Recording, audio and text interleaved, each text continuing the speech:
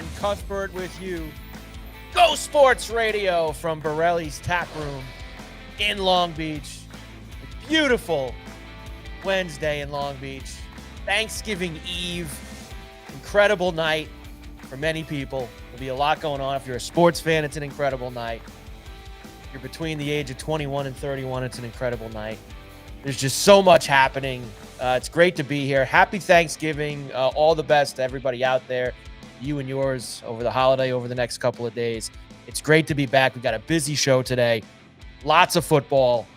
Giants, Jets, Turkey Day triple header, all the other games, college football playoff, all the locals in action, 15 games in the NHL tonight. Hal Steinbrenner cries poor as the owner of the Yankees. Imagine crying poor. You're Hal Steinbrenner.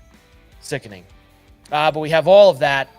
Mike Carver with you, along with Paul Cuthbert. Hi, Paul. How you doing? Good morning. Good afternoon. Good day. It could be whatever you want today. Well, that's the problem for everybody. Tomorrow is going out tonight, so who knows what time of the day. I was saying to you before the show, you remember those days? Thanksgiving Eve used to always be going out. Going to see all these people we never see anymore. We're going to do all this. We're going to do an amateur night. Everybody's fired up. Man, I haven't done that in a while. It's been a while since now I'm asleep. The kid's in the bed, and I'm asleep by 10:30, hopefully, tonight. Now, there's a lot of games to watch tonight, so I won't be asleep. I'll be on the couch peeling potatoes for tomorrow, buddy. Got to peel the potatoes. Got to get ready for the parade on TV tomorrow. Set the house up. I know. Got people coming over. Everyone's excited. Can't be out messing around tonight. They got there's like K-pop Demon Hunters are in the parade this year. They got a float for that or a balloon for that. So the kids are excited. Everybody's wound up, but it's a great sports day, couple of days, Paulie. When you get to this time of year, there's so much happening. And even before you get to tomorrow, which, as you know, the traditional NFL triple header, and there is so much NHL, NBA, and college basketball tonight. And college basketball has been great the last few days. It's feast week. They play all these neutral site games. They played 100 games out in Vegas the last few days. Got Maui. You got all these other things going on. 15 NHL games. NBA Cup tonight too. It's just before you can even get to tomorrow, Paulie, there's a lot happening tonight. Hey, if you took tonight and tomorrow off and the rest of the weekend, Friday too, man. It's Friday. It's sports addict weekend, as I like to call it. You know, because Friday is pretty crazy too, because you have a lot of and some really significant college football games on Friday. Buddy, the schedule. The NFL has pushed themselves rivalry in week with their Black Friday game, which is actually decent this year with the Bears and the Eagles. Yep. You have there's like 10 games in the afternoon in hockey on Friday. Everyone's playing matinees on Black Friday. Honey, we ain't going anywhere. If you want, right. We ain't going anywhere. You just wanted to get involved and sit on the couch. Leftovers. It's just adult beverages. It's great. So let's get into it now, because we do have a lot to do, because there's no show tomorrow because it is Thanksgiving. We were going to come. And we gotta make the turkey series down in Borrelli's. But we got to make sure. But Borrelli's wanted us to help make the turkey dinner. So no show tomorrow there. And Borrelli's, of course, ready to rock here for tonight and for the weekend, which Paulie will give you in a little bit. Some great specials that they have going on all throughout. Good night on tap. You want to come in as well. Yep. Yes, big night on a Thanksgiving Eve. Let's start with a few of the locals, Paulie, because we haven't been together since the weekend. Giants. Now, I know last week I was very annoyed because with you and everywhere else that I kind of proclaimed that the Giants were going to get completely smashed.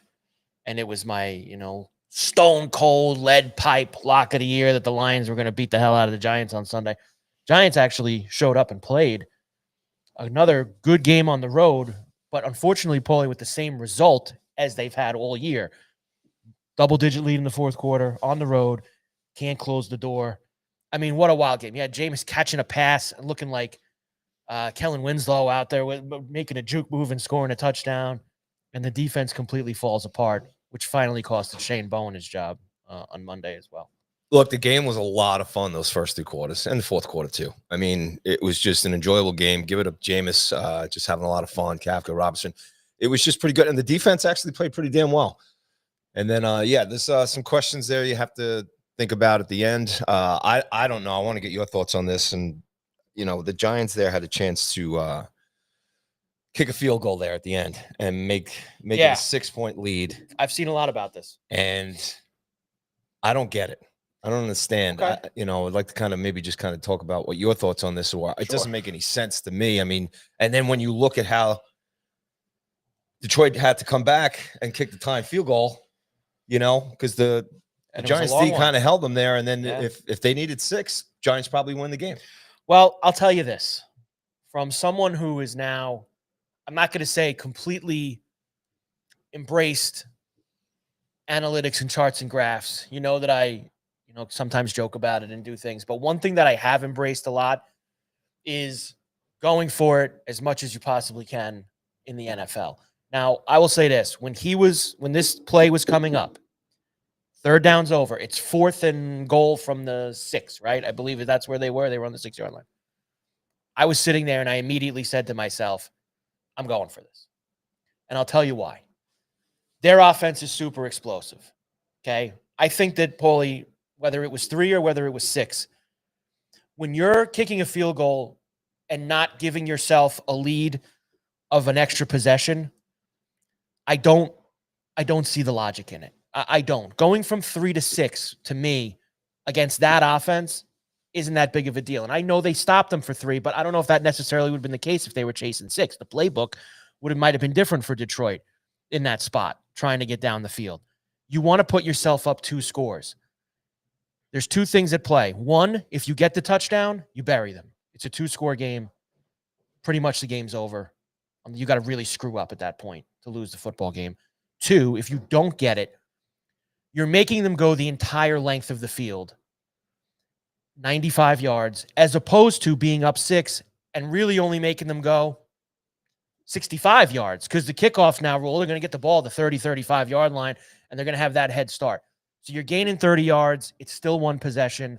There's some things into that I didn't mind the decision by him to go for it there. Yeah, but the way the defense is playing, the way the last couple of weeks have been going, I just think make the Lions have to work a little harder, regardless, mentally, time management, make them throw the difficult plays. They did it all anyway to get the tie. Right. So I just think just for the team, they had worked so hard there. Why not put the points up? Ku's been kicking great for them. Sure. And just sit back, and then it's almost like, hey, look, if the Lions come back and beat you on that, then let them beat you on that. Then it just turned into this ridiculous, like crazy long field goal, tie the game, and then the quarterback, and Gibbs went nuts. Just was unbelievable, nuts man. In the game. What a run there. That would be my bigger thing. And I saw Carl Banks, who does the games on the radio for he went off about it on Monday too. It's like, how about the guy wasn't touched on any? Can someone put a hand on the guy as he's ripping off these 50-yard runs? So here's what bothered me maybe the most about it. I didn't have a problem with going for it. I hated the play calls on 3rd and 4th down. I didn't like that. I thought that they could have maybe been a little bit more creative down there if they were going to go for it. But I think it's hard, Paulie. I like coaches that are now aggressive and looking to drive the nail in the coffin and finish the game. And I agree with that. But I just don't think with the season that the Giants are having right now, and at that situation, and obviously just the insanity of the last 3 weeks, why not just make it a little bit harder for Detroit to come back and have to get 6? No doubt. And if it's any other time, different situation, maybe I get it. The Giants have a better record. Now let me ask you this though, and maybe you wouldn't have done it, but I can guarantee you, he kicks the field goal and they go down and score a touchdown and they lose by 1. People kill him for that too. Why didn't you go for it and try to put the game away? Sometimes these coaches are in a no-win situation. I don't know. I think he would have won that one. That's just my opinion. I would have been all right with that. I would have been all right with that, because then it would have been like, hey, fair play to the Lions to come down, and you force them to have to get a touchdown. Yeah. Where in this, with that kid who's kicking the ball for them, you got him down. What was it, 59-yard? It was a 50. Yeah, it was high 50s. I forget the exact number, and it was like a knuckle puck almost came through. It looked like it was going right. It just kind of curved back in, Yeah, and then the psyche of it, right? They tied the game. Here's the Giants as a team, as a franchise. They're now another game that they almost won. and they go into overtime. And like I said, defense doesn't show up, can't tackle anybody. And then it's over. And then it's, again, comical, embarrassing, laughable. And this is just how the Giants season's going. And I guess we just got to look forward to Jackson and May. Well, I think that Monday you'll get nights. him back. I think that you'll get him back on Monday night against the Patriots, which is the next Giant game. So they kind of have a few days to let this all sit in. And then you get Dart to play the last, down this last stretch, like we talked about, month of December. Maybe give everyone something to feel excited about going into the offseason. Although I will say, 2 games for Jameis. He had the Giants in position to win both of the games. Bravo, man. He did a great job. He was perfect. And I love that, and interim coaches need to do this. Kafka, he threw all the tools on the table in Detroit. I mean, it was fun, man. Back and forth, the lateral back from yep. Singletary to Winston and hitting him with the long, the Shefsky throwing the ball to Jameis. They threw everything at him to try to win the football game. And look, I'll be rooting for them hard on Monday night because I want to see the Patriots lose one of these games at some point. Be nice to have. So I'll be rooting for Dart Monday night in Foxborough against the Pats. So I hope we're gonna talk about why that game is now so very important to you. Well, look, I don't think that the Bills after losing last Thursday, I don't think that they can. They're too back of them. I don't think they can legitimately catch. That's a hell of a game by the Texans, man. Their defense is really good. They have just turned their season around, man. They have. They look good. When you can't block against that, you're in for a very long night. And that's what happened to the Bills on Thursday night. It was smothering. Couldn't do anything against them. It was a struggle. And now the Bills are in a position 7-4.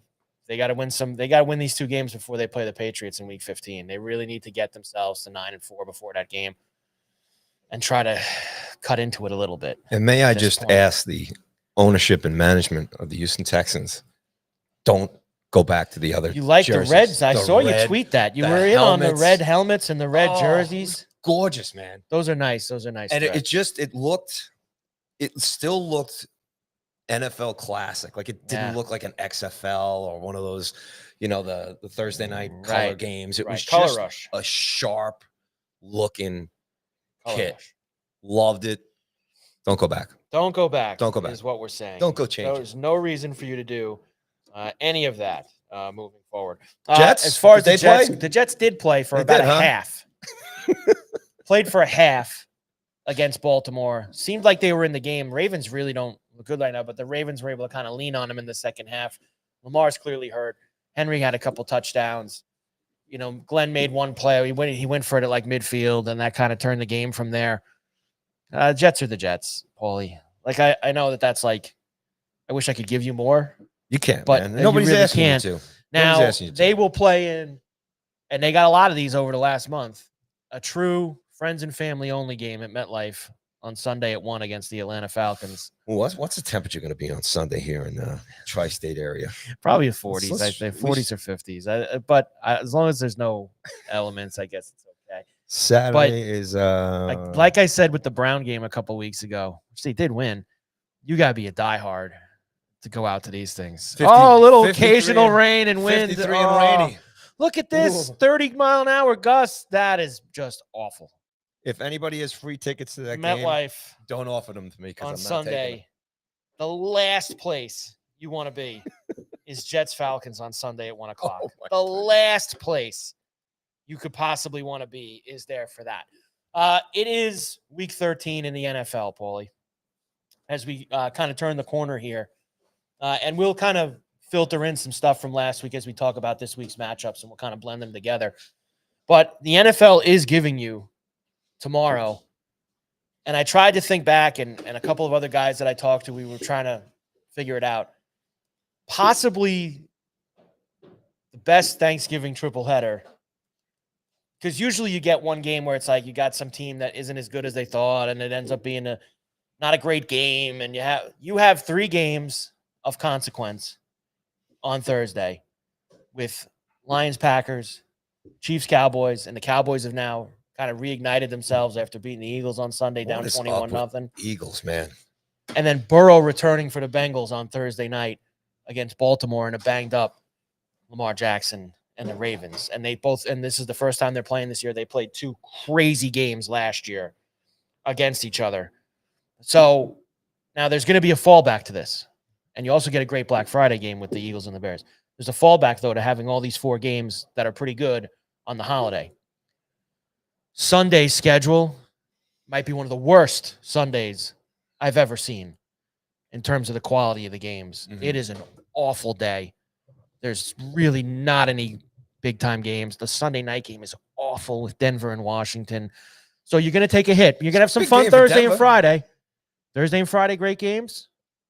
Thanksgiving, fun, family, whatever you want. But then Sunday, it's tough. Jets, Falcons, Browns, 49ers. Shador's getting a second start. Who's not going to tune into that? Jags, Titans. There is some tough games coming up on Sunday in the NFL. Big games for wins for certain. If teams can get them wins on that, maybe.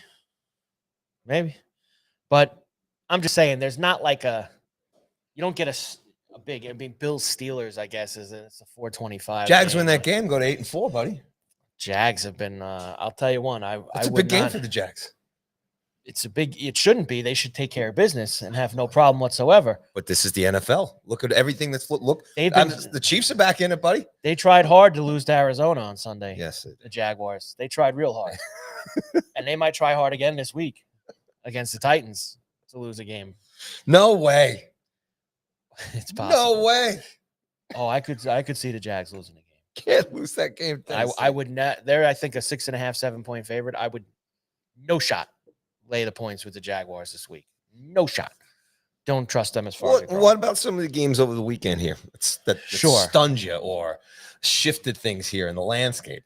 I mean, especially with the Chiefs playing them all and Dallas coming back against the Eagles. Obviously, the Cowboy comeback is huge. Down 21. It was over.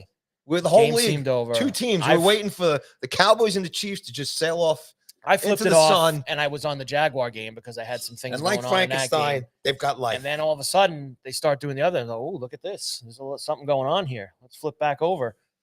I had a lot of things Sunday. That Islanders Kraken in a scoreless game in the shootout. There was a lot going on Sunday in that late window. Slipping in the Islanders there. Islander Kraken game that was happening. But a great win for the Cowboys because that gets them to 5-5-1. And now they start to believe a little bit. Making the owner happy. And that's the most important thing. Well, that's owner/GM, buddy. Well, that's because he can, pump his chest up and say, "You see, I knew what I was doing." So that's like I said to you last week. I said it for Jerry.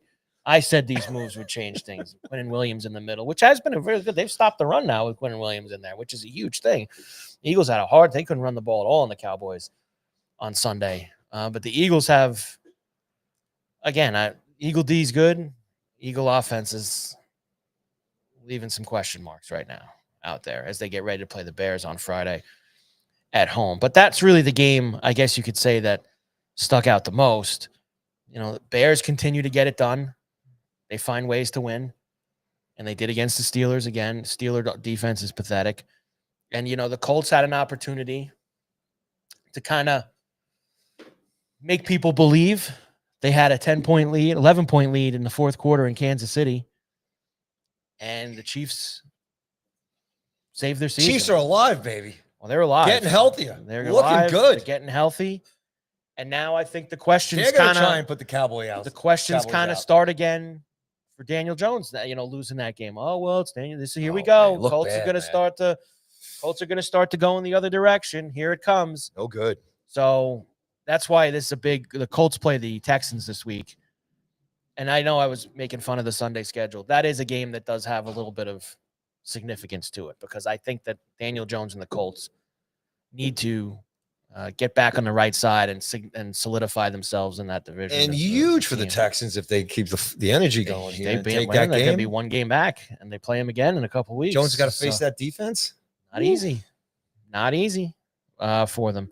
So that's all the stuff. And some of the games were really bad. I mean, the Brown Raider game was awful. The Monday night game was awful with the Panthers and the 49ers. Some of the games were tough. The Sunday night game was a disaster because the Rams just ran over the Bucs in the first half. Baker got hurt, and there just really wasn't anything left after that. The Niners might be making a play here in the NFC a little bit. They're looking good. I mean, good. You're not high on them at all, huh? I'm not. Not with Purdy back? No. Caffrey? No. I don't think they're at the same level as Rams, Seahawks, Eagles, and even, the Lions. I don't think that they're with those teams. They're just not. You think the Bucs are done now? Well, look, done. That division is so bad, someone's going to win it. And they still play the Panthers twice.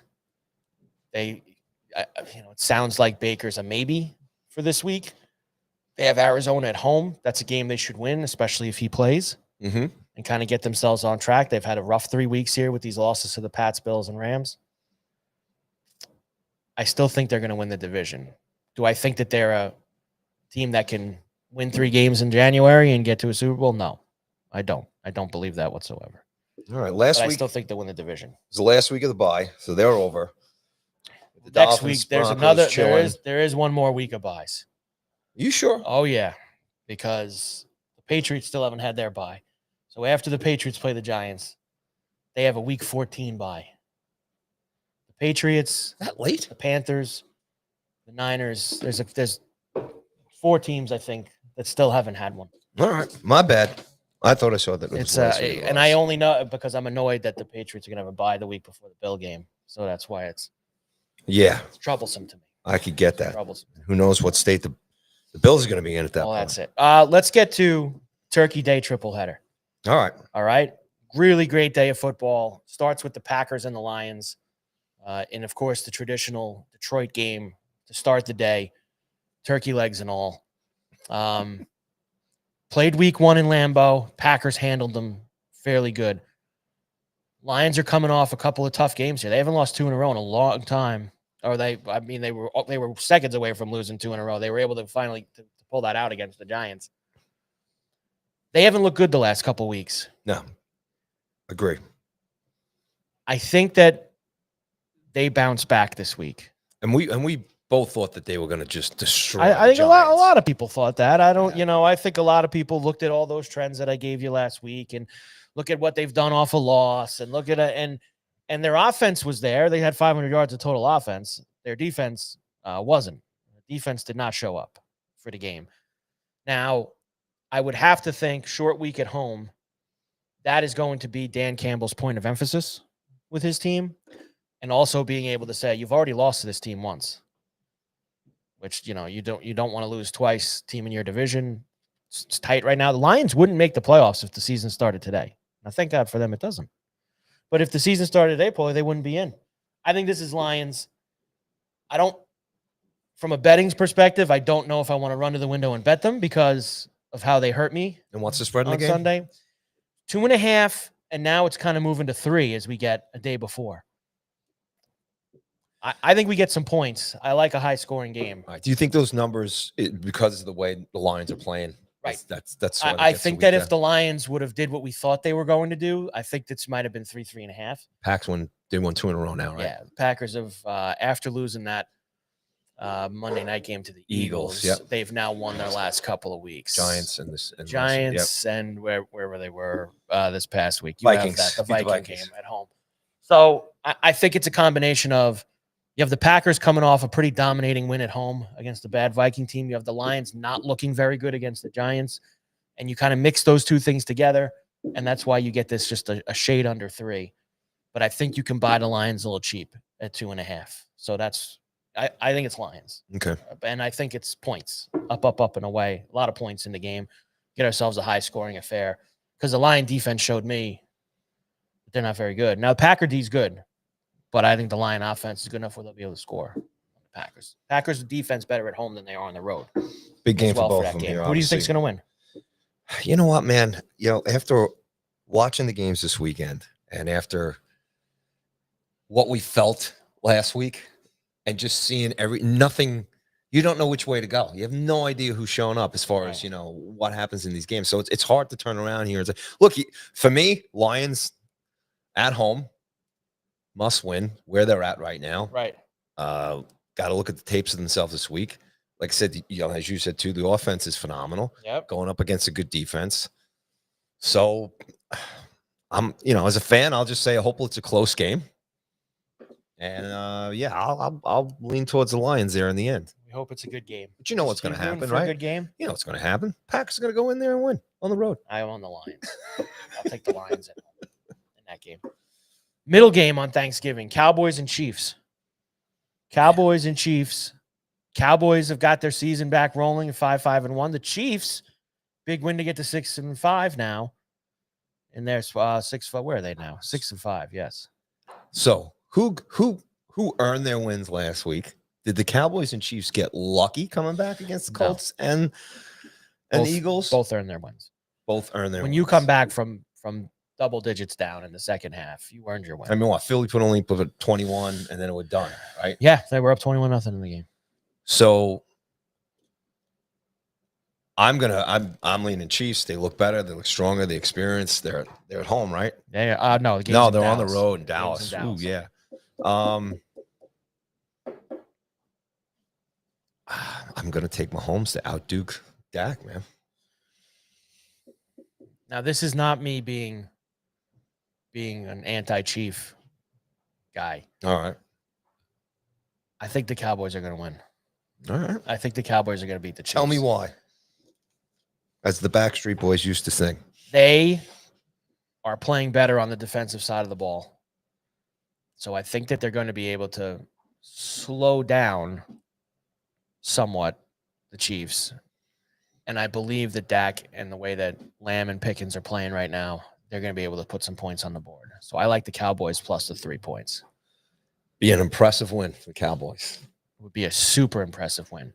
Cowboys at home on Thanksgiving. Usually they get a little push towards their side as well. That's usually a very good scene for them. You might see Jerry Jones dancing over the weekend. He's really been he's an I said it. He's an I said it guy. Yeah. I like points in this game too. If I was Okay. betting anything in the game, And what's the spread? over. I'm sorry. 3. 3. Okay. 3 points. Chiefs are favored on the road. I see. I'll take Chiefs with points. You'll take the Chiefs laying. You'll lay the 3 with the Chiefs in that spot. And the nightcap, Bengals Ravens. Burrow returning for the Bengals. Lamar seems very banged up. This has now gotten under 7. This was 7 the other day. Now it's at 6.5. These two teams played some wild games last year. Wild, high-scoring games. Going to be very cold in Baltimore tomorrow night. I like the Bengals with the points. What's the spread? 6.5 right 6.5.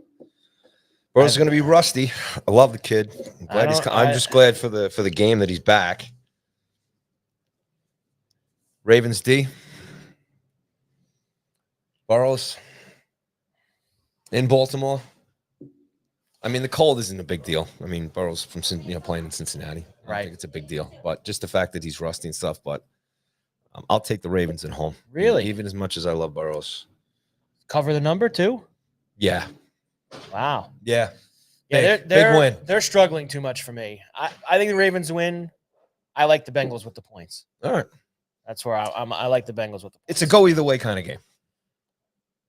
Look, the Ravens are the better team. Cincinnati's defense is the worst in the NFL.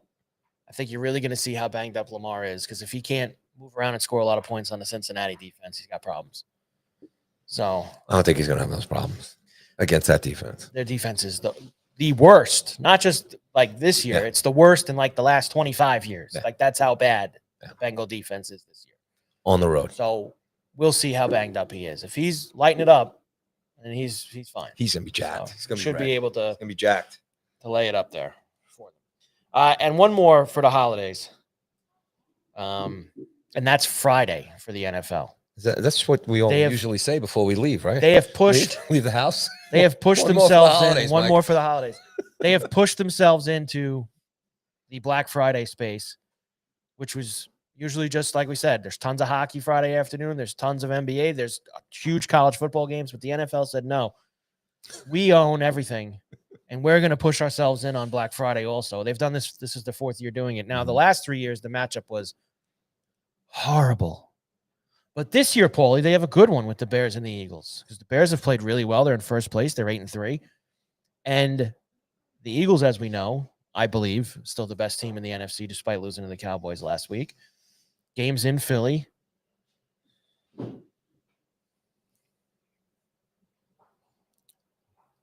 I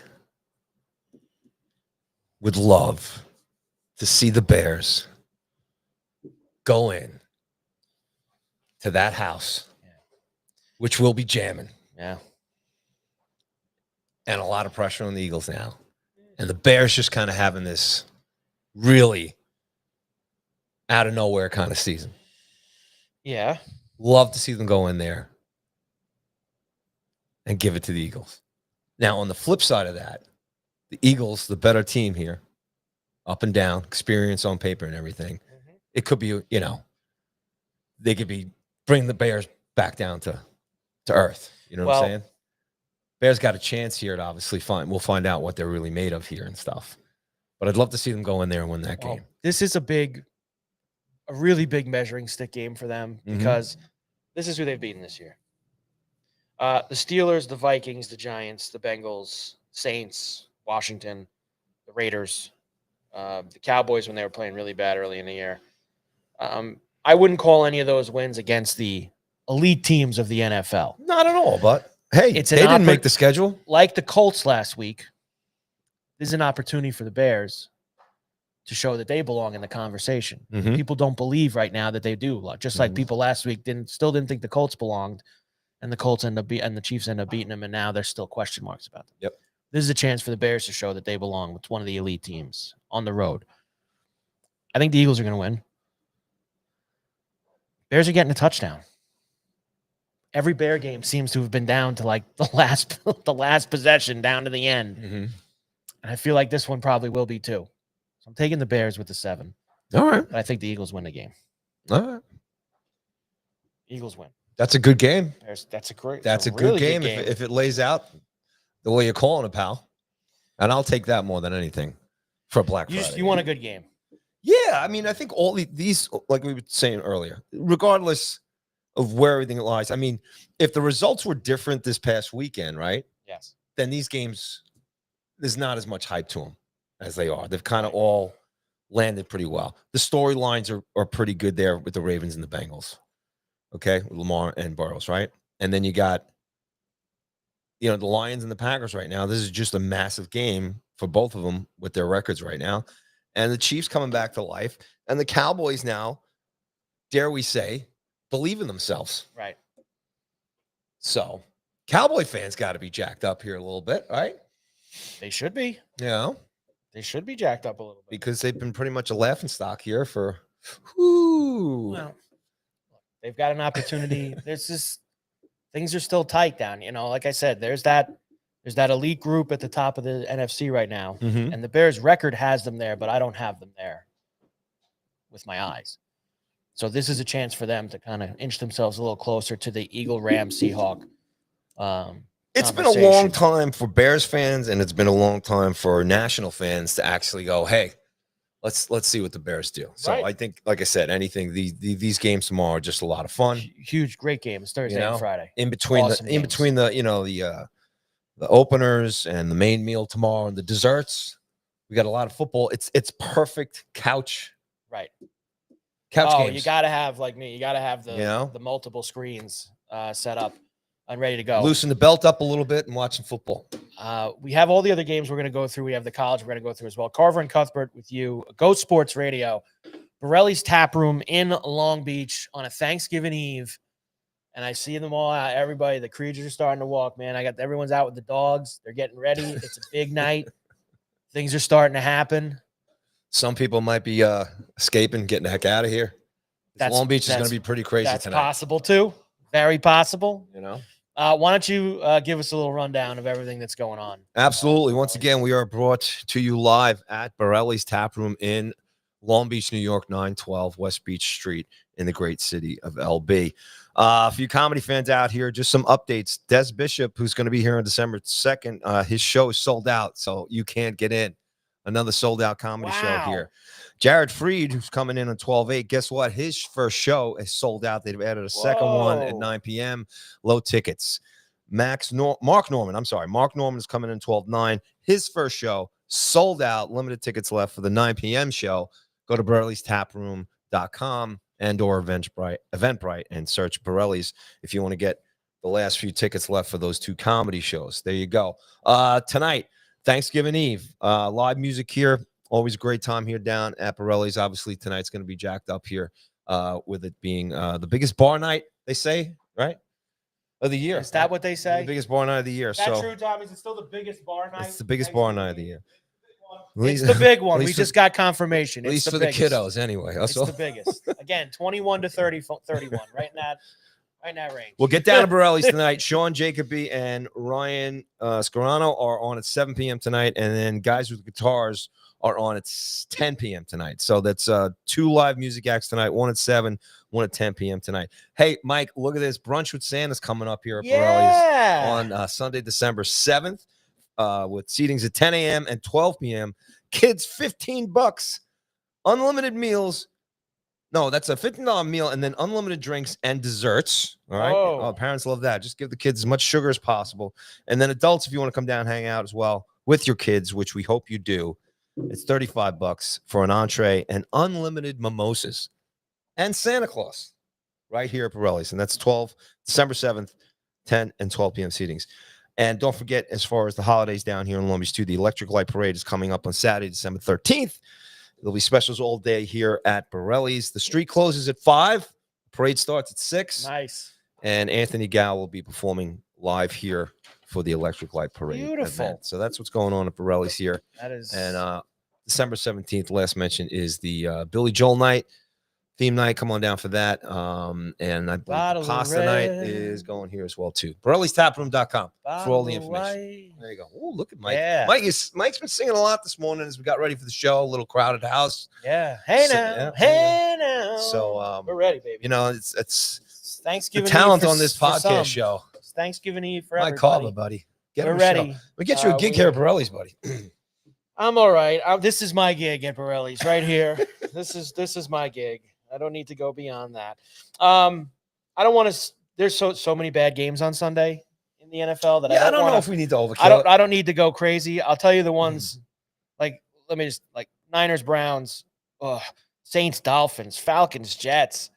You know, even Cards, Bucks, especially if Baker doesn't play. That's it's going to be big on the standing side. Whoever comes out, especially for a couple of teams there, a few teams there that they can get some wins here, even though they're bad games. I'll give you the 2 smash job plays of the week, which went so well last week with the Lions. I figure everybody will just jump right back on them this week.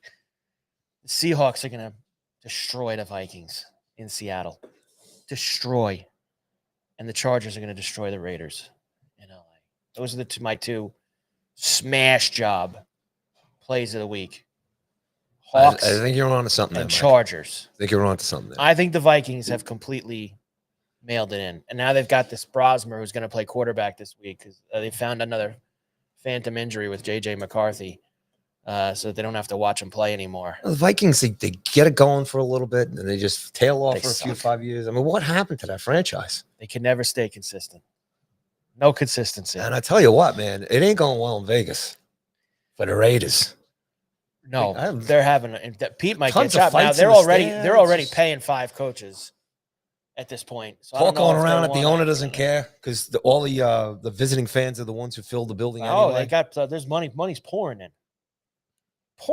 So it doesn't matter who's on the field. They got a club down there. They got those clubs down on the first level on the field level. All for the visiting teams. It's like going to a Vegas nightclub, being down there on the field. It's great. Wynn's got a whole spot down there. People go in there, get the bottles out. $2,500 a bottle. So the party is in the suites. Yeah. The game it's almost like is it's like a minor league baseball game where the game doesn't matter. It's all the stuff that's going around. It's everything around. The carnival, specials. It's Vegas. They have completely Vegasized the entire NFL experience there at Allegiant. Is that what's going to happen? And considering how bad that team is, they had to do it. Who actually wants to watch the team play? Doesn't bode well for when the Athletics come in. The A's. You got to remember that's a whole nother problem. They are going to be they're going to have a minor league team, and that's it. The NFL is very different than Major League Baseball when it comes to when the NFL schedule comes out. Your team only has 8 or 9 road games a year, and when you see they're in Vegas, you're like, "All right, that's the road trip I'm making." Yep. MLB plays 162 games over 6 months. It's not the same. You're not just because just because the Brewers are in town doesn't mean everyone's jumping from Milwaukee to go to Vegas for the weekend to see those games, or people from New York or from Tampa or from it. They're not going to circle, the A's. We're going to see the A's in Vegas. It's not going to be the same. What do you think would be the biggest series that come in for the A's? Right? For the Yankees, definitely. Yankees and Dodgers. Yankees and Dodgers. Maybe the Cubs. The Chicago people would if it's a weekend series, the Chicago people would make a point to go out there for that. But it's different, and I've talked to a lot of people who live out there. Paul, Rocky fans ain't coming in, even though it's close to. I've talked to a lot of people who live out there about this. Okay, it's different than with the Knights. That town feels differently about the Knights because it was the first team they had, and it's not every night like baseball. It's 41 home games, and the town, the locals support the team and love the team. Yeah. It's the first team they ever got in town. They got a pretty solid fan base. They waited forever to get a professional team in Vegas, and the Knights were the first one. Raiders, you have that element of so many visiting fans coming in. Mm-hmm. The locals there, the guys have told me, they are not going to support the A's the way that the Knights got supported when they came in, and it could set up to be a bad scene. when they start going. And the other side of that too is when you look at what the Knights did as far as, the first year they went to the Stanley Cup Finals, and then within 5 years they won a championship. That helps. They set them up with a great hockey. team. Hockey regionally does better nationally, you know, as far as, and they did the right thing. The ownership there, they had to build same thing in Seattle. Like, you have to build up your season ticket subscribers, that fan base, how they did it right, watching how those franchises expanded into those cities. Yeah, I'm with you on baseball. And the only thing that would make it really work on that high level is if they were like, if you were moving the Dodgers right now to Vegas, different story. Yeah, I mean, to build up a baseball team ground up. Like you say, the A's win a championship is going to be they're like a minor league team, which what makes it very difficult as well in that aspect. But we've gotten off the track there with the Raiders a little bit, but that's okay. We do that from time to time, and that's all right because it's something that. Well, it's a Vegas thing. We were It's a Vegas thing, which is very important as well. Everybody loves Vegas. But other than that, Paul, the Sunday night game's awful. Denver and Washington, awful Sunday night game. The Monday night games, Giants, Patriots. We talked about that a little bit already. Get maybe Drake May versus Jackson Dart, which I think has a little bit of juice to it. I'm looking forward to it. Which will be a fun game. I'm coming back. Giants are going to keep pulling you back in because of the quarterback. Yes. They're going to keep pulling you back in. But you'd watch even if Jameis was playing because he's been fun the last 2 weeks. You know what? I think as a Giants he's a lot more entertaining than boring Russ. You can look at it this way.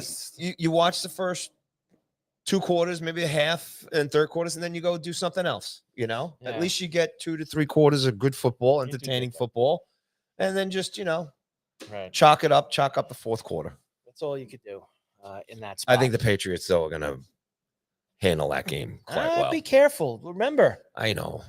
They'll probably win the game, but remember, we've talked about this now week after week. The Giants are in these games on the road. Yeah. Have leads in most of these games on the road. Frustrating, Mike. So you look at the Giants' schedule. Yeah. I don't want to go off on too much of a tangent, but everybody knows it. You flip things around. What a different season this would have been. It was all there. It's wild if you look at it on paper and you look where they were in those games, and before Scatterbo gets hurt, it was there for them. Yeah. You could sit there and go, well, they were winning that one. They were winning that one. They played really good in that one. They could have won this one. And then a little bit of a lot of bad luck, I would say. But yeah, I mean, so look, the Giants right now are a team to look forward to for the future. There's some good things. There's exciting things there. We'll see what happens with the head coach. Bowen's gone, so I think everybody's happy about that. God bless and good luck. We'll tune in Monday night. We'll be there. There you go. NFL Week 13, holiday football, everything that you could possibly want. Now, this is the final week of the regular season in college football. Ooh. So you move to college football now, and it's next week is conference championship week, so you'll have all the championship games. But this week is the last chance for some of these teams who won't be playing in conference championship games to kind of do what they need to do. As far as last night, they put out the Crack Crab and Lobster Committee, put out the rankings. Really not much change other than flipping Oregon and Ole Miss after Oregon's win over USC. And Ole Miss has, which we'll talk about when we get to the Egg Bowl in a minute, Lane Kiffin's leaving. He's going to take the LSU job. So that's not going to be good for Ole Miss as they start to potentially make a playoff run here. Oklahoma 8. Now, Notre Dame is 9. Alabama's 10. BYU 11. Miami 12. I have seen some of these talking heads start to kind of put cracks in the wall, Paulie, that if things don't go right and maybe somebody doesn't lose, that Notre Dame could be in trouble as the team that's going to be out. The last team out, I guess you could say. I don't believe that for 2 reasons. Because I do believe that they're one of the 5 best teams in the country, and I think that the committee puts a lot of stock into that. Mm-hmm. And I also believe, as much as they try to tell you it isn't, that it is a television show first, and they're not going to not have Notre Dame in it. They will find their ways to give their reasons. Most of them are nonsense anyway. But if Notre Dame takes care of business and does what they should do and blast Stanford on Saturday night, I don't care what happens in these other games. And look, could Oklahoma lose to LSU on Saturday? Maybe. I don't think so, but maybe. Could Alabama lose to Auburn on Saturday night? Maybe. Who knows? Maybe. Now, Miami lose to Pitt. Now, Miami's the team, Paulie, that if you're a Notre Dame fan, you're probably like, get them the hell out of here because because of the head-to-head. Mm-hmm. Miami beating them the first game of the season. That's the thing that kind of has everybody, well, if they're both 10-2, why is Notre Dame in and Miami's not? Why does head-to-head? And I've told you a billion times, head-to-head should matter. I want Miami out of this thing. I hope they lose at Pittsburgh. Just get him out of the picture. Pittsburgh's a good team. Get him out of here. I don't want to hear. I don't want them to even be in the conversation. It's not an easy game for Miami either. And these are the games they lose. These late season games on the road where there's some things in front of him. This Mario Cristobal, he's lost games like this the last couple of years. So I do like Pitt as a home dog on Saturday against Miami. I'm with you. Even though I bashed Pitt Notre Dame 2 weeks ago. It's a different week, man. It's a new week. It's a different week. And I hope Narduzzi's not a blockhead this week like he was 2 weeks ago when they were playing Notre Dame. So I'm in on that. But really, Paulie, it's the last chance for a bunch of these teams. Ole Miss and Oregon. And I think Oregon has got a tough game this week. When they beat USC Saturday, people just kind of said, you know what? Oregon's in. They're in the college football playoff. Washington at home is tough. Absolutely. They've lost 1 game at home the last 3 years. They hate each other. And that was to Ohio State. It's a rivalry game. Yep. That is not a walk in the park for Oregon on Saturday afternoon. It just isn't. No. Now, if they lose, they're still 10-2 like everyone else. It kind of puts them in the pile. Mm-hmm. But what do they have who do they beat that suddenly sticks out over anyone? What's their best win? USC? Isn't that Notre Dame's best win at this point? Like what makes them so much better than everyone else if they lost to Washington on Saturday? Mm-hmm. That would be my thing for it. But other than that, everyone else just needs to take care of business this week in these rivalry games that we're going to have. And then the 2 spots, and I know I say this to you every week, of consequence are who's going to win the ACC and who's going to get that 5th conference championship slot, which this week they have Tulane as the highest ranked team in the group of 5. But Tulane, Paulie, not exactly controlling their own destiny. I have all of my American Conference permutations here for this week. Now, Tulane actually does have, if Tulane wins, they essentially clinch their berth in the American Championship game. Okay. If North Texas wins, they would be the team that also. So North Texas and Tulane are the 2 teams in the driver's seat in the American to get into the game. If either of them lose, that starts to open the door for a team like Navy, who's playing Thanksgiving night, actually. They're playing Turkey night against Memphis. So they need to try and win that game. And North Texas coach just took the Oklahoma State job. But he's going to coach the team until the season's over. So that's at least somebody still has some heart in the college athletics, because most of these guys just leave. Like Lane's going to walk out the door on Saturday. He's going to coach this game for Ole Miss on Friday, and he's leaving to take the LSU job. Now, people say, well, why do you think that? Read the lines. Why would the chancellor of Ole Miss put out a statement that says, we will talk about this on Saturday after the Mississippi State game, if he wasn't leaving? If he was leaving, wouldn't you make a big thing. Lane's staying. He's not going anywhere. He's our coach. Lane, we'll give him a 2-year extension, another couple $100 million. We'll do a. If they're waiting until Saturday to make an announcement, it's because the announcement's not good. That's why they're waiting until Saturday to make the announcement, because he's leaving. Sticking him. College athletics, Paulie. That's what it's at now. I don't know how they deal with that. Forget the kids. Yeah, I know. Like Money. I don't know how they deal with that in the locker room. I just don't. That just baffles me. But there's a lot of problems with college football as far as the business side of things, Right? And how things are run. Oh, there's and obviously the CFB and I'll break that off into this since it's college athletics. Sure. This is Feast Week in college hoops. You have all these games going on all over the place, and in Vegas they have this Players Era Festival, but it's not in the traditional bracket sense. You go to the Maui Invitational. There's 8 teams. It's very simple. Monday they play. The winners play each other Tuesday, and then whoever's left plays for the championship on Wednesday. They did like a thing where they had like 8 games, and they played different teams on Tuesday. So you play 2 games, and then they decide by point differential and all this who's playing for the championship. And the winning team gets like $500,000 in NIL money or whatever it is. Maybe it's $1 million. I forget what the numbers are. And the second place team, the third place, and the fourth. Like Tennessee is 2-0, and they beat Houston last night, and they're not in the championship game for the Players Era thing. And they had the biggest win of the last 2 days. Make a bracket, but this is again like this is college. Why do you think athletics. they don't make a bracket? I don't know why they did this. This has kind of started to fade away. The whole early season tournament style thing. Teams don't like playing it anymore. But at the end of the day, you're playing for money, NIL money.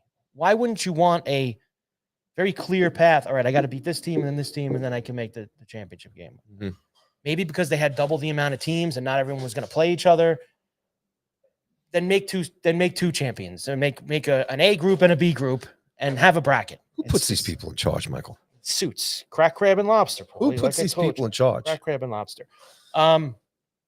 Big games in college for this week. Some massive games. Massive. I already mentioned to you the Egg Bowl. That's Friday afternoon. Ole Miss 10-1.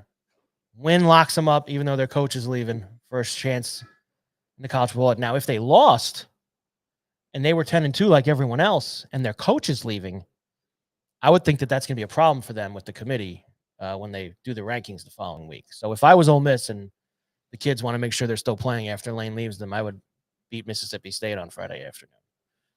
Tough game. Rivalry. I love the rivalry. Egg Bowl. It's good stuff. Mississippi State wins, they can get in a bowl game. 6 wins for them. That's some of these kids care about that. Maybe not so much anymore in today's day and age of kids being Every paid, senior playing this weekend, stepping up. So does go out and Ole Miss send Lane out with a win? Yeah. Yeah, I think so too. Yeah. But I think Mississippi State will give them a hard time. It's 7.5. I kind of like the points with Mississippi State in that game. Georgia and Georgia Tech. Georgia's going to be in no matter what. They could lose this game, and they're still going to be in the college football playoff. Last year, they played like a 9 overtime game in this rivalry weekend, and Georgia just got by them. Here's my problem with this game. I want Georgia Tech to lose because they're greedy. This game should be played at their home stadium, Bobby Dodd, right on the campus, right? That's where they should be playing this game. It's a rivalry game against you. And they took the greed, Paulie, to go play at the Mercedes-Benz Dome where the Falcons play, which will now have like 60% Bulldog fans in it. And greed, Paulie, once again, college athletics, greed. And now I hope Georgia stuffs it on Georgia Tech at the Mercedes-Benz Dome. And that's Georgia Tech's decision, ultimately? It's their year to be the home team. Now, I know Georgia, when they got the home games in Athens, ain't giving them up to go play at Mercedes-Benz. Yeah. So Georgia Tech, now they have done this. Last year they did this against Notre Dame. Game was supposed to be at their place, took the money, went to Mercedes because big Notre Dame was coming in, and guess what happened to them, Paulie? They got smashed. What's going to happen to them Friday afternoon? They're going to get smashed. All right. 13.5-point dogs. I'm on Georgia just out of principle because of Georgia Tech moving the game. Isn't that a great reason to bet on a team? Love it. Just because they're greedy. Texas A&M and Texas. What a game. Friday night in Austin. Texas A&M minus 2.5, looking to finish off on a 12-0 regular season. I think there could be a lot of points in this game. I like the over 51.5. And I do think that Texas can beat them. What do you think of that? Really? Wow, big Walt stopping in before going to UBS to see the Islanders tonight. How about that? Unbelievable. So I like that. It's yeah. Lots of points. Yeah. Lots of points. No defense showing Last 5 Texas A&M conference games, up, and away over the total. They've been playing some high-scoring games in conference in the SEC. You hear that, folks? Bet the over. Bet the over. Bet That's the where over. I'm going with Money in the bank. on that one. Good game with Arizona State Friday night as well. Doesn't mean anything in the big title picture scheme of things, but that's a really fun game. Arizona's had a good year. Both are 8-3. Mm-hmm. I kind of like Arizona State in the game, Paulie. How about the game? Ohio State and Michigan. Do you remember last year's game? I sure do. Do you think if Ohio State goes in here and wins this game, they're planting the flag in the middle of the field? I don't know. You mean you've lost in the last 4 years. I don't think that you should, But if they after do, one win, go and do that. Well, you remember all the chaos last year. Oh, sure. There's been There's been tons of that. And could it happen? Sure. I'll say this, Paulie. Win the game first. Win the game first. So at 11-0, you're not impressed. You're leaning on Michigan at 9-2 at home. All I'll say is, and this is not Ohio State's fault, the way that it works now, because there's 100 teams in the Big Ten, the schedules are not. They really haven't played anyone this year. Now, they played Texas to start the season. Texas ended up not being as good as everyone thought they were going to be. That's not their fault either. They really haven't played anybody. You're not impressed with number 1 Ohio State this year? I think they're going to win. You think they're going to win them? I think they're going to beat Michigan. You think so? That's a very big number. 10.5 points is a lot of points in a rivalry game like this where Michigan's beat them 4 years in a row. All right, well. A lot of points. On the flat-out team versus team, you're taking Ohio State. Yes. Spread, I'm taking Michigan. Yeah. All right. I'm with you on that. Okay. Michigan's a good team. It's their house. It's a good team. They're not a great team. Not a great team. Good team. Underwood's he's gotten better as the season's gone on.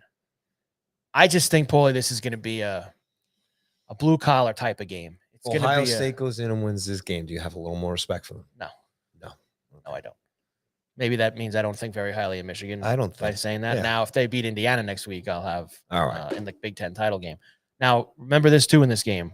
Calling for snow, cold. Love it. In Ann Arbor on Saturday afternoon. So could be a fun watch. A little snow, maybe with Michigan and Ohio State. Regardless, you got to tune into this game. It's a great game. We talked a little bit about Miami and Pitt. We talked a little bit about Oregon and Washington. Oklahoma needs to win. They're at home against LSU. Not easy. Although LSU stinks. They should be easy. How about Vandy and this Diego Pavia on the road at Tennessee looking to finish off a 10-2 year? And maybe if they got a lot of upsets, slip in the back door to college football playoff. I kind of like Vandy this week, believe it or not. I'm not familiar enough with Vanderbilt to really. Vandy's having a kind of one of these out of nowhere seasons. They've, Vandy's been awful forever. Now, last year they were a little better. They had some big upsets. This year now they've won 9 games, chance to go 10-2. Obviously, in-state rival with Tennessee. Vols are favored at home. Tough game for them, but I think they get it done. What's the spread in the Indiana-Purdue game? That's 28.5. Indiana beat him last year 66-0. And that guy loves putting his foot on the gas. Oh, yeah. Signetti. I think Indiana wins by 40+. So, layman's question here. Sure. Indiana goes in, wins big. I mean, expected to win, obviously. Sure. This game here, Ohio State, Michigan. Yeah. Michigan wins. Yeah. Does it shift? Is there a shift possibility as far as number 1 rank? No. Ohio State wins. You're saying if they lose. Indiana will be number 1. Gotcha. Indiana will be number 1. If Ohio State loses the game to Michigan, Indiana will be number 1, and Texas A&M would be number 2. That's what my theory would be. My working theory would be that.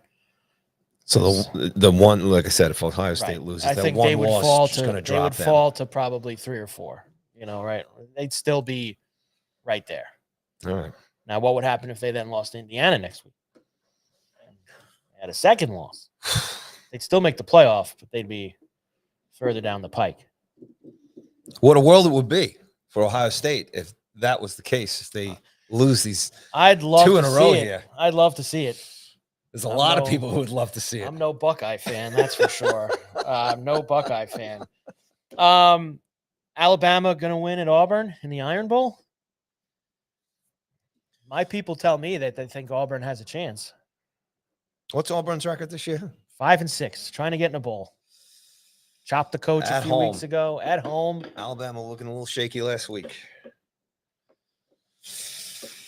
I can't see Roll Tide losing that game. Can't see. I've seen stranger things. Nah, it's too much pride in the line. No way. Seen stranger No things. way. Crimson Tide, Roll Tide, no way.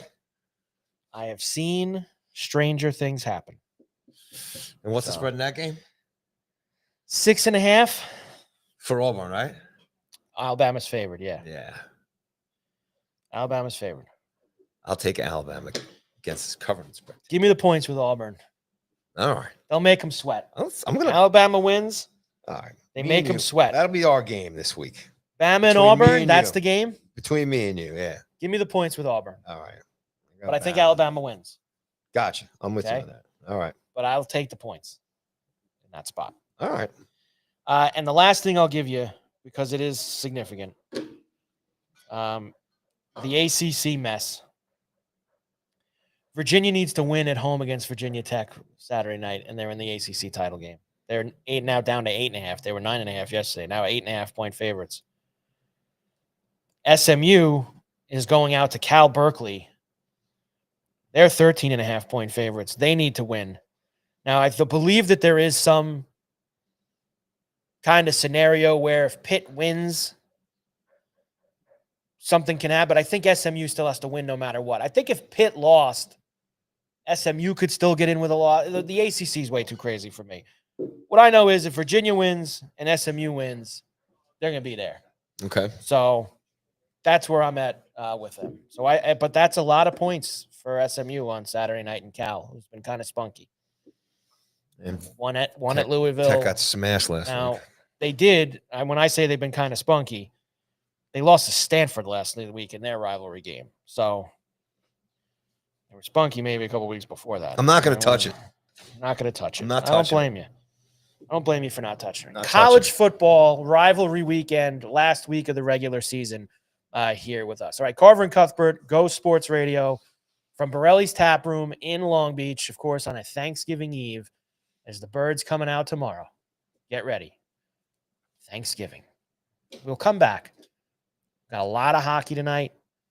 We've got Paulie put his Yankee shirt on today with Hal Steinbrenner crying poor this Supporting week. my owner, man. Yes, I wouldn't want to support him.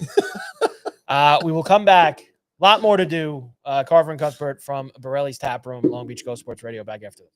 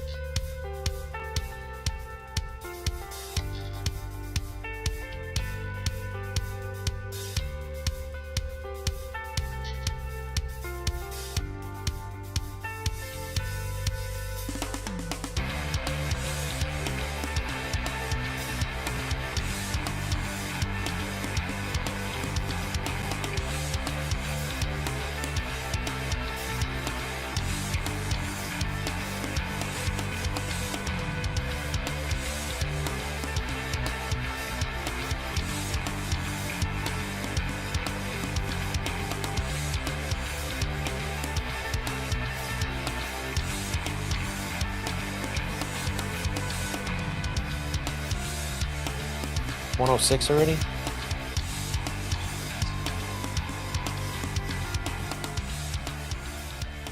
And we are back. Carver and Cuthbert, Go Sports Radio, Borrelli's Taproom in Long Beach. The dog walkers are out, man. That's like the 9th set. And it's always, you know what the thing is? It's always multiple dogs. No one's ever walking just one dog. And I see everybody getting They're along. walking multiple guy across dogs. the- look at this. How many does he have? He's only got one. But he's got a big dog. So that should count as 2. You got a big dog over there. So that should count as 2 dogs that he has. We are here, of course, on a Thanksgiving Eve. Everybody get ready. Big night ahead. Big holiday weekend coming up. Be safe. Have a safe, happy, and healthy Thanksgiving, everybody out there. Paulie, let's do some pucks, man. Woo-hoo. I'm excited. It's puck time. Should be. Here. And So happy for all you Islander fans. Rangers got to win at home the other night. Got to win at the Garden. Or how about we call it a rare win at the Garden for the Rangers against the Blues the other night? Rare. And then what do you get for that big win? You know what you get as a prize? You get to go to your House of Horrors in Raleigh tonight. Place they now. I was doing my information this morning. They've lost 5 in a row to the Hurricanes overall. And I think 7 out of 8 in Raleigh or something like that. They just have problems down there. They used to own the Canes. Boring franchise. Both of them. 2 boring franchises playing each other Carolina tonight. is boring. Just boring. Absolutely boring.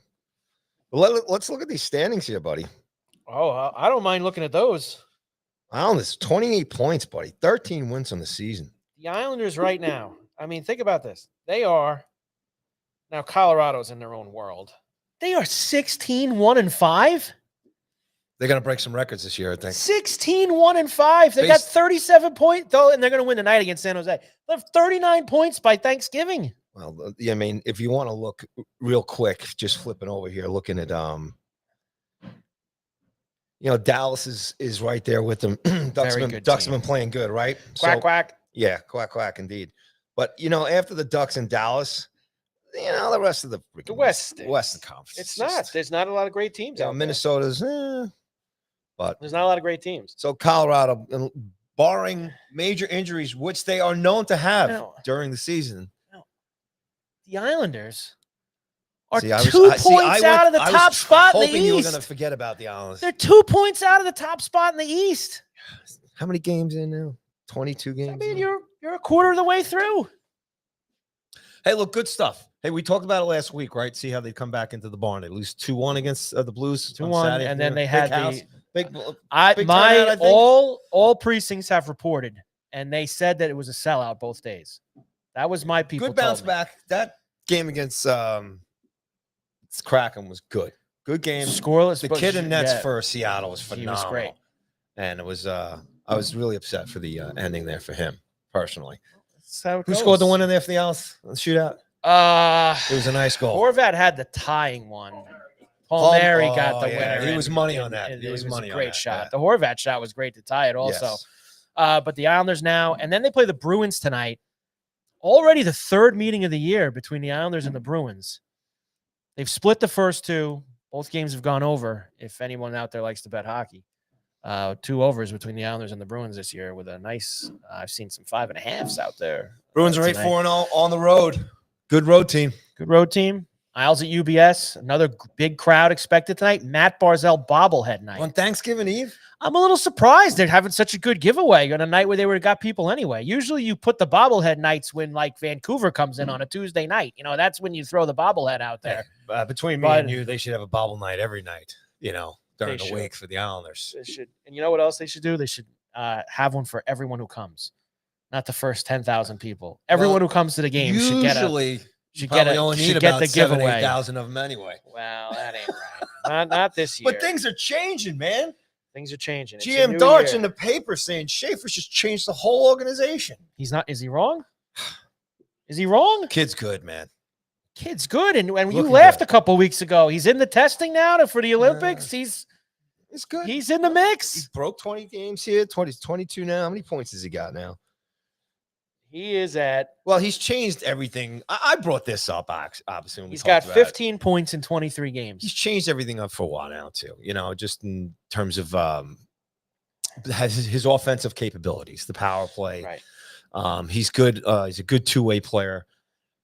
Very smart for his age here. He's got good hockey sense. So it's been a huge plus, obviously, and it's helped. And I was talking about this too. It's the rest of these guys, Horvat, Barzell, just playing differently. Obviously, Romanov now, he's out for what, 4 to 6 months now? Forever.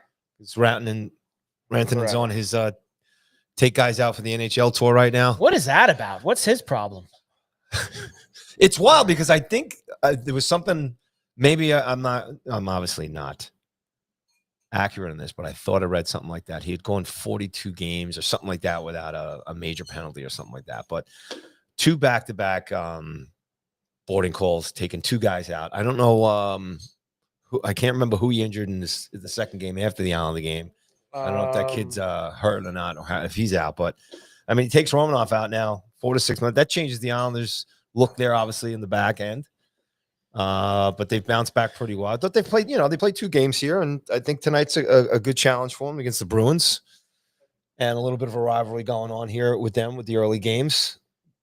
And again, I think more than anything, the Islanders are in the games, right? They're in every game. Sorokin Every game. He seems to be settling in a little bit now too. What's kind of made them go from just hanging around, win one, lose one, what's kind of shot them now up to where they're 2 points out of first in the East is that Sorokin has played really well. Mm-hmm. He was not good in October. He's been very good in November. And they actually, even when he doesn't play, they've gotten some really good goaltending from this Rittich, the backup. He's played well. He played in the Seattle game, of course, on Sunday, the shutout that went to the shootout. So they've gotten it from everyone. They're going to be without Pajot for a couple of weeks as he got banged up. Darsh said this morning he expects him back by Christmas, hopefully. So they're going to go a few weeks without him. I think anything you get from the Isles this year, as I've told you, Paulie, is absolute gravy. And they're going to give the fans some fun games every night to get involved with. So that's kind of where I'm at. I'm loving it right now. Rittich, 33 years old, man. Yeah, he's a stiff before he got to the Islanders. It's true. Awful in his previous stops. Yeah, I'm just looking at he came from Calgary. He's in Toronto. Hey, buddy. There's nothing that makes me smile more than the Toronto Maple Leafs losing. And they're on the other side of the standings. How about the Habs putting a hurt on them the other night? Woo. Now they are Are they dead last in the East? They are dead last in the East. They have 21 points. They're at the bottom. Buffalo's ahead of them. Buffalo is ahead of them. Now,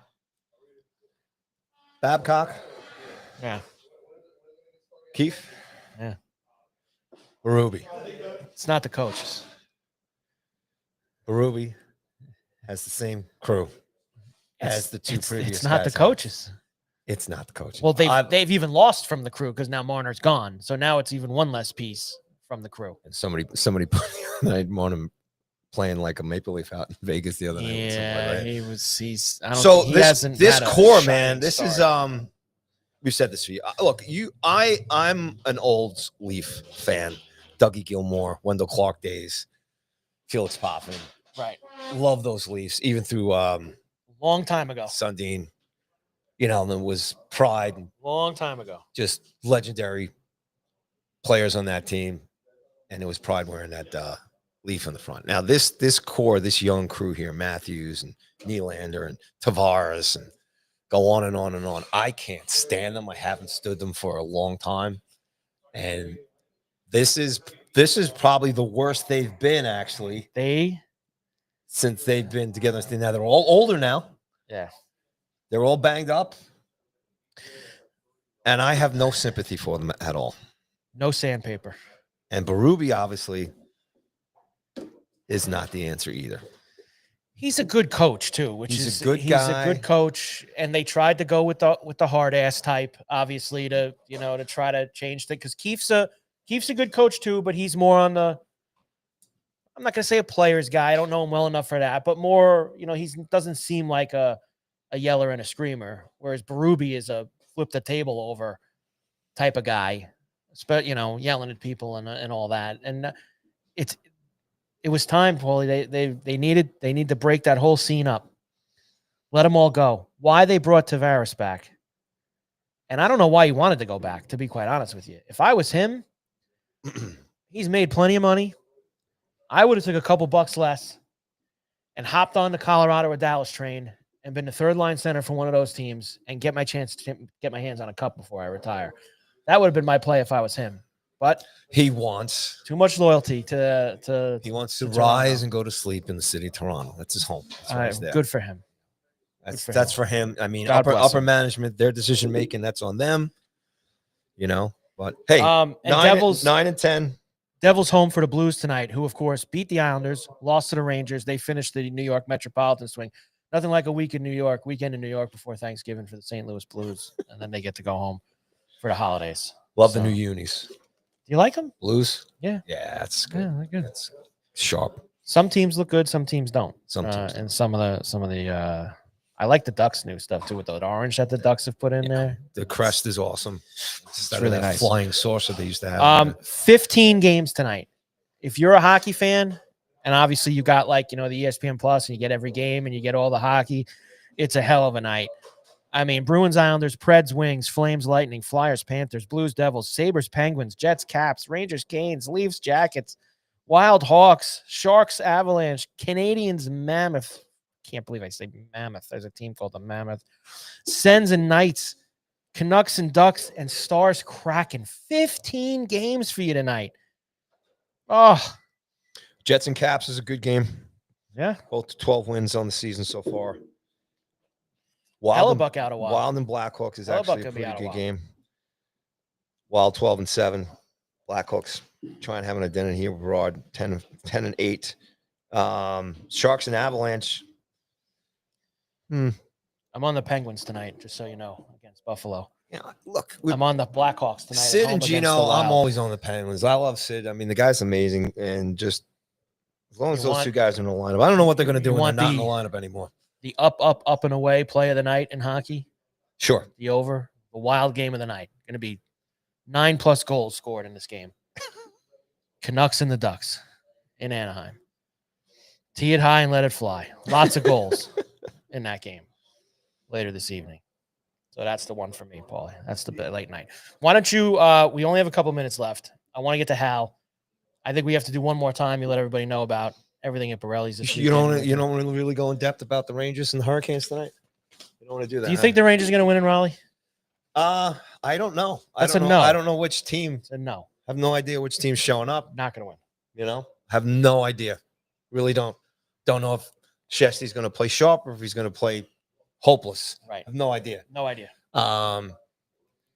Laffy, go up and down the lineup here. I just don't know. So I think I said that last week. I think the rest of the season with the Rangers, it's just going to be, win one, lose one until they can. They're a middling 500 team. It's horrible. Middling. Boring. Middling and boring is what they are. Carver and Cuthbert, Go Sports Radio, Borrelli's Taproom in Long Beach here on a Thanksgiving Eve Wednesday. Paulie's got a few things going on at Borrelli's, and then we'll finish it up with some Hal Steinbrenner. All right, it is Thanksgiving Eve tonight here at Borrelli's Taproom, 912 West Beach Street in Long Beach, New York. Live music, 2 shows tonight, Sean Jacoby and Ryan Scorano at 7 p.m. And then guys with guitars. Wow. I'm going to say that slowly for everybody watching and everybody listening. Guys with guitars at 10 p.m. tonight here, Thanksgiving Eve. Biggest night, bar night of the year. Stop in at Borrelli's. There won't be much room. It'll be packed, but come on down. Some things going on coming up here in December. The holidays upon us. For the Q comedy fans, Des Bishop on 12/2 is sold out. There's a few tickets left for James Freed on his 9 p.m. show, Low Ticks. His first show on December 8th is sold out. Mark Norman, December 9th, his first show is also sold out. There are low ticks left for the 9 p.m. show. You can go to Borrelli'sTaproom.com and Eventbrite.com and search Borrelli's Taproom for tickets, remaining tickets for those. Brunch with Santa's coming up here on December 7th, 10 a.m. and 12 p.m. Seatings, kids, $15 with a meal and unlimited drinks and dessert. Adults, $35. Get an entree and unlimited mimosas. And then lastly, the Electric Light Parade is going to be here on Saturday, December 13th. Specials all day long. Anthony Gow, live music. Street closed at 5. Keep in mind the parade starts at 6. I forgot to mention, too, Billy Joel night here on Wednesday, December 17th. Billy Joel theme night. Dinner specials, half-price wine bottles. And look out for the pasta night, too, that's coming up. I just don't have the date in front of me, but that always sold out, too. Again, Borrelli's Taproom.com for all the tickets and information. The Peroni Club, too. Don't forget that. Oh, Mike's favorite Peroni Club. The Peroni Club is rolling. We keep talking Peronis. I'm going to have to send an email. Got to get them on the bill here. Peroni Club. Yeah. How many you got to drink to get the? I think it's 100. It's 100. All right. Gotta have 100 Peronis, and then you're in the mix for us. Before we get out of here for today, did you watch this? Hal Steinbrenner did like a state of the franchise earlier this week. We're in good shape. We're in great shape. And by the way, he seemed like super annoyed that he had to do. He's like, busy. He's busy. Him and Cashman as he's wearing like to make things better. His fishing T-shirt, like just off the boat in Tampa, and he had to come and get off his yacht to go talk. That's where he does his best thinking. All the reporters for 10 minutes, and he looked so annoyed. Every question was asked, he was just annoyed. He's putting a winner together, buddy, and upset, and just wouldn't start for it. So this is the line that caught me the most. First of all, everything was the players' fault. He loves Boone and Cashman, so the players. They're the ones, they got to stop falling asleep in June and July. That was one thing he brought up. He's absolutely right. He's not wrong about that. But to say that there's no fault to Boone or Cashman is a little strong for me. It's a little strong for me. But I think the thing that upset people the most, Paulie, was there was a question asked to him about the payroll. How much is he going to spend more money? He said, I believe it was about $317 million or something like that was the Yankee payroll last year. You're going to spend more money this year. And he's gotten to this whole thing about making a somebody asked him, do you make a profit? He goes, I don't want to talk about that, but it's not what you think it is. And then he starts listing all these things like I got to pay $100 million to the city of New York. I have these expenses. It's true. It's true, but fans don't want to hear it. Fans do not want to hear about his $100 million they have to bill. Understand. No, they don't have. This is the Yankees. This is the New York Yankees. I know costs money to run a people. business. I know people don't like hearing this. When George was around, did you ever hear him bellyache about the finances of the team? Or did you hear him talk about wanting to win a championship and getting the best players? That's tough. I'd have to look. I got to look. Because George cared about winning, not the bottom line. This guy only cares about the bottom line. This is the New York Yankees. All the fans care about is you putting a winning product on the field. Not your $24 different Heineken generation and your $53 parking. These times are when harder. you were charging prices like that, nobody cares and wants to hear you bellyache about these things. Nobody wants to. Nobody wants to hear it. They don't want to hear it from him, who's got one of the most expensive teams. It's worth $8.2 billion, and they don't want to hear it from the lowest guy on the totem pole. Who owns the Pirates? They don't want to hear from any of these people. We're still going to the games. We're still going to the games, man. Well, that's the thing. We're still paying for the subscriptions. Well, that's, my God, just loads up. A lot of Black Friday deals for that, too. If you need Peacock for a year, it's like $39.99 for the year if you want to get all those Man U games. You get all those. Wow, you brought up Man U. Because when they play the good. When you get to watch when they play Burnley, that game's always on TV. But when they play Man City or Liverpool, you got to get Peacock to watch that game. They're never going to put that game on regular TV for you. Do you want to hear an owner crying about his finances? No, nobody does. I'm with you on that. I get it. One that's won all the championships that the Yankees have won, and they have the kind of revenue that they. That's not what you think it is. Shut up. Can't hear from a guy like that. I don't want to hear it. I want to hear from any owner. Ever. I want to hear about what are you doing to make the team better. I'm showing up. Fans are showing up. Well, buying all these things to watch the game. You have your guest networks. You have all. Well, I don't want to hear about your finances. Cashman was sleeping on the street the other night. He told everybody what he's going to do. That's a great thing he does every year. It is an awesome thing he's doing. But I don't want to hear from him either. I want to hear from him about what he's going to do to make this team better, because he's also the knucklehead that offered Trent Grisham a $22 million. He might be involved in a trade. You might see the reasoning for that. Who else is going to play center? Chris is going to have a great year. Get over it. You are positivity here. Well, you have to be positive. Thanksgiving positivity, Paulie, I guess, huh?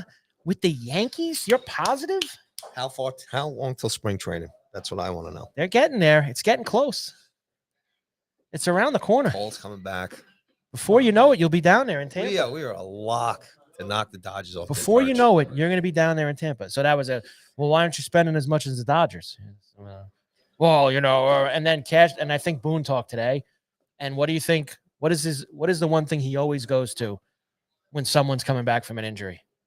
This is like making a trade. We're getting this guy back. So what? Cole's coming back. Oh, this is like making a trade. We're going to have Garrett Cole back next year. There's a lot of stuff going on behind the scenes that we don't know, probably will never know. The Yankees are a lot different.